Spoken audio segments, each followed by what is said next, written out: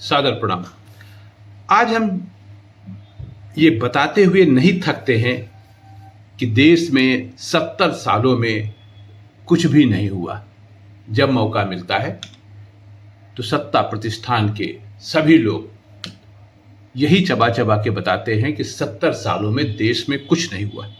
वैसे ये बात बताते हुए या कहते हुए हम ये भूल जाते हैं कि इन 70 सालों में भाजपा के शिखर पुरुष अटल बिहारी वाजपेयी का भी कार्यकाल शामिल है।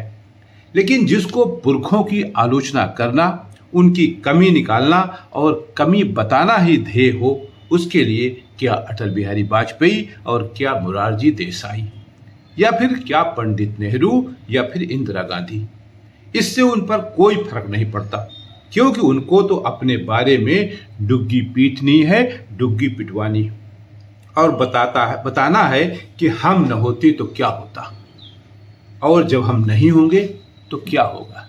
भाई बड़े बड़े चले गए, सबको देखा गया, आप भी चले जाओगे तो उससे कुछ बनता बिगड़ता नहीं है, इससे कुछ भी होने की बात नहीं है। अब मैं बात को आगे बढ़ाता हूं और बताता हूं कि ई कोलाई होता क्या है। आप हमारे radio platform it's Om official पर मुझे सुन रहे हैं और मैं हूं डॉक्टर ओम प्रकाश मिश्र। प्रधानमंत्री नरेंद्र मोदी ने 26 मई 2014 को प्रधानमंत्री के रूप में सत्ता प्राप्त की थी। आज चारों तरफ उनकी जय जयकार हो रही है या कराई जा रही है, ये मैं जानता नहीं। वे देश के 80 करोड़ उन लोगों को मुफ्त खाद्यान्न दे रहे हैं जो गरीबी रेखा के अंतर्गत आते हैं। वैसे उन्होंने अभी 15 अगस्त को लाल किले की प्राचीर से कहा है कि उन्होंने 25 करोड़ लोगों को गरीबी रेखा के बाहर निकाल दिया है। अगर ऐसा है तो उसका स्वागत किया जाना चाहिए और ये मानना चाहिए कि चलो अब 25 करोड़ लोगों का खाद्यान्न तो बचा। इसी तरह प्रधानमंत्री किसान सम्मान निधि के रूप में सभी पात्र किसानों को नगद पैसा देते हैं, उनके खातों में भेजते हैं। सबसे ज़्यादा नगद पैसा तो वे चुनाव के समय देते हैं ताकि पैसे के नशे में वोट कमल को मिले। लेकिन चुनाव बाद जब सरकार बन जाए तो लोग विकास की बात न करें, क्योंकि या तो नगद पैसा ले लो या फिर विकास करा लो, क्योंकि विकास का पैसा ही तो नगद नारायण के रूप में आपको दिया जा रहा है। जब पैसा वोट खरीदने के लिए, सम्मान या स्वाभिमान के नाम पर बांट दिया जाएगा तो जाहिर सी बात है कि रेलवे स्टेशनों के पानी में ई कोलाई मिलेगा।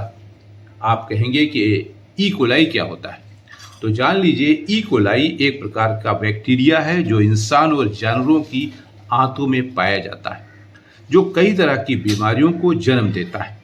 तो वही ई कोलाई देश के कई रेलवे स्टेशनों के पानी में पाया गया है। यानी 2014 से इतनी डुग्गी पीटने के बावजूद, बुलेट ट्रेन का सपना दिखाने के बावजूद हम रेलवे स्टेशनों पर पीने लायक पानी भी उपलब्ध नहीं करा पाए। स्टेशनों से लिए गए पानी के सैंपलों में ई कोलाई और कोलीफॉर्म नामक बैक्टीरिया मिले हैं। ई कोलाई की कुछ किस्में फूड पॉइजनिंग, दस्त और किडनी से जुड़ी गंभीर समस्याएं पैदा कर सकते हैं। कैग यानी controller and auditor general of India की रिपोर्ट में बताया गया है कि कुछ स्टेशनों के वाटर कूलर के पानी में भी ये बैक्टीरिया मिले हैं। इसके साथ ही कई स्टेशनों के शौचालयों की भी स्थिति ठीक नहीं है।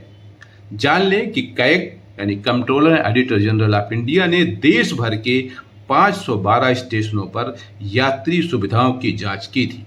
रिपोर्ट में 512 स्टेशनों में से 458 यानी करीब 89% स्टेशनों पर जरूरी न्यूनतम सुविधाएं तय मानकों के अनुसार नहीं थी। रिपोर्ट में बताया गया कि नई दिल्ली, हावड़ा, सियालदा, मुंबई सेंट्रल और छत्रपति साहू जी महाराज टर्मिनस जैसे बड़े रेलवे स्टेशनों पर भी बैठने की जगह, शौचालय और कूड़ेदान जैसी सुविधाओं की कमी है। वैसे अब जब हवाई चप्पल पहनने वाले लोग हवाई जहाज की यात्रा करने लगे हैं तो फिर रेलवे स्टेशनों पर इतनी मारा मारी क्यों? इतना बैठने के लिए जद्दोजहद क्यों? नहीं बैठो, जहाज से चले जाएंगे।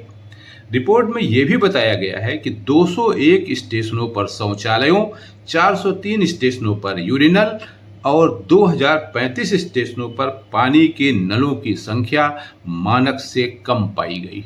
क्या जरूरत है नल लगवाने की? ऐसे सब राम राम कर रहे हैं, अमृतकाल चल ही रहा है। वैसे भी जिस देश में चुनाव काम के आधार पर नहीं, उपलब्धियों के आधार पर नहीं, बल्कि हवा हवाई, शिगुफा तथा जुमलों के आधार पर तथा पैसों के अलावा जाति, धर्म, वर्ग, भाषा, संप्रदाय, हिंदू मुस्लिम, कब्रस्तान, शमशान, नमाज और कांवड़ के नाम पर लड़े जाते हों और जीते जाते हों, वहाँ मूलभूत समस्याओं को उठाना ही नहीं चाहिए। ना ही कैग को ऐसी रिपोर्ट देनी चाहिए, क्योंकि फिर तो भाई लोग कहना शुरू कर देंगे कि कैग में लगता है दिमागी नक्सल वाले कुछ अधिकारी आ गए। आज के लिए इतना ही। बहुत बहुत धन्यवाद।